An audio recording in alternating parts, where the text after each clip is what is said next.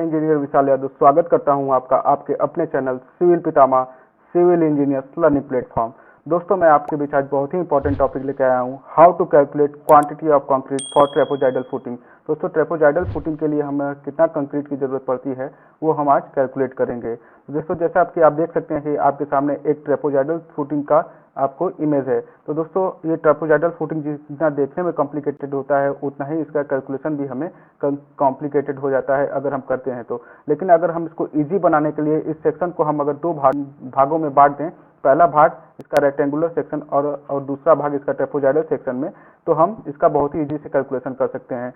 तो दोस्तों, जैसा कि आप देख सकते हैं, इसमें जो ऊपर वाला सेक्शन आपको पिरामिडिकल सेक्शन देख रहा है, ये ट्रेपोजाइडल सेक्शन तो दिख रहा है, लेकिन इसका एक और सेक्शन है जो रेक्टेंगुलर है, वो जो अर्थ के नीचे दबी हुई है। तो इसको हम दो भागों में बांट देते हैं, जैसा कि आप यहाँ पे देख सकते हैं, रेक्टेंगुलर सेक्शन और पिरामिडिकल सेक्शन। तो हम बहुत ही इजी से इसका कैलकुलेशन कर सकते हैं। तो आइए दोस्तों, हम इसका कैलकुलेशन करते हैं। तो कैलकुलेशन करने के लिए पहले हमें पता होना चाहिए कि इसका एरिया कितना है और इसका एरिया कितना है। तो यहाँ पे जैसा कि हम देख सकते हैं, पहले इसको दो भागों में बांटते हैं। एरिया A1 हो जाएगा हमारा एरिया ऑफ रेक्टेंगुलर सेक्शन और A2 हमारा हो जाएगा एरिया ऑफ ट्रेपोजाइडल पार्ट।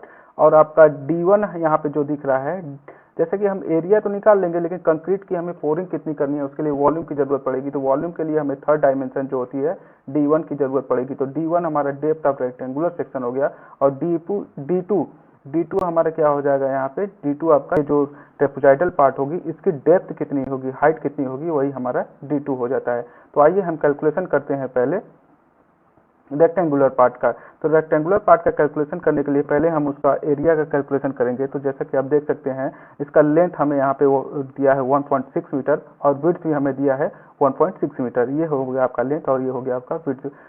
तो जब हम इसका कैलकुलेशन करेंगे तो हमारा निकल के आ जाएगा, आपका एरिया आपका निकल के आ जाएगा 2.56 स्क्वायर मीटर में। लेकिन अब हमें इसका निकालना है कि हमें कंक्रीटिंग करना है। तो वह कंक्रीटिंग का निकालने के लिए हमको इसकी हाइट चाहिए। तो हाइट हमें यहाँ पे गिवन है इसका 100 mm। तो 100 mm जैसा कि सारे क्वांटिटीज हमारे मीटर में, तो 100 mm को हम जब मीटर में कन्वर्ट करेंगे तो 0.1 मीटर हो जाएगा। Quantity of concrete rectangular part का निकालेंगे तब तो हमें वॉल्यूम आ जाएगा length into width into height, क्योंकि वॉल्यूम का फार्मूला ही यही होता है, length into width into height. तो हम यहाँ पे पुट कर देंगे इन सारे वैल्यूज को इसमें पुट कर देंगे इसके फार्मूला में। 1.6 metre into 1.6 metre into 0.1 metre, तो हमारा निकल के आ जाएगा 0.256 क्यूबिक मीटर। ये हमारा निकल के आ जाएगा कंक्रीट का पार्ट रेक्टेंगुलर सेक्शन के लिए। लेकिन अभी हमें कैलकुलेशन करना है इस ट्रेपोजाइडल पार्ट के लिए कितना हमें कंक्रीटिंग करना है होगा। तो आइए हम कंक्रीटिंग का कैलकुलेशन करते हैं ट्रेपोजाइडल पार्ट के लिए। तो ट्रेपोजाइडल का पार्ट का कैलकुलेशन करने से पहले दोस्तों हमें पता होना चाहिए कि इसका एरिया कितना है, क्या कैसे है। लेकिन ट्रेपोजाइडल का पार्ट के लिए हमारे पास एक फार्मूला होता है जो होता है D/3 A1 plus A2 under root A1 plus into A2। तो A1 ये होता है हमारा एरिया ऑफ रेक्टेंगुलर सेक्शन और A2 हमारा होता है एरिया ऑफ ट्रेपोजाइडल सेक्शन का।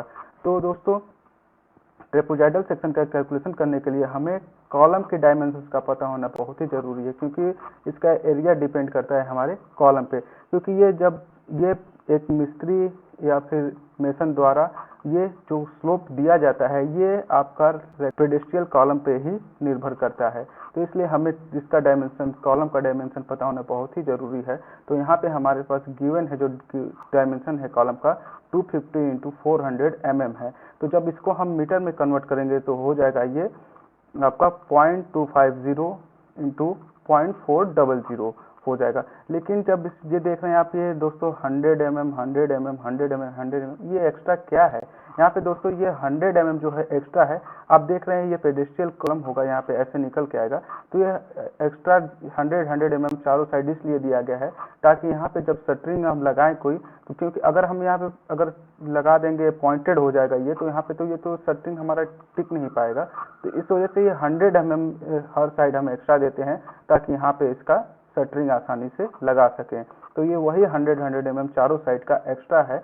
तो ये यहाँ पे निकल के आ जाएगा हमारा 0.40.600।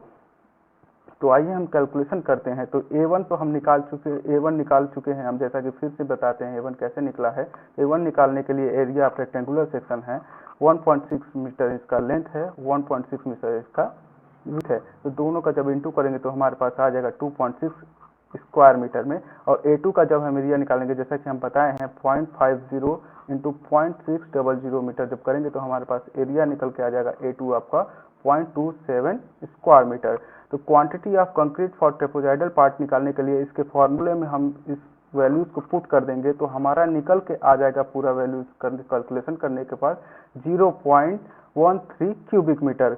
ये हमारा निकल के आ गया ट्रेपेजॉइडल सेक्शन के लिए कंक्रीट का, और ये निकल के आया हम रेक्टेंगुलर सेक्शन के लिए। और इन दोनों को अगर हम सम कर देंगे तो हमारा total quantity of concrete for trapezoidal footing के लिए तो हमारा निकल के आ जाएगा 0.43 क्यूबिक मीटर। तो दोस्तों इस तरीके से हम बहुत ही आसानी से निकाल सकते हैं ट्रेपेजॉइडल फुटिंग के कंक्रीट कितना लगेगा, कैसे कैसे कैलकुलेशन करना है, तो इस तरीके से हम कर सकते हैं।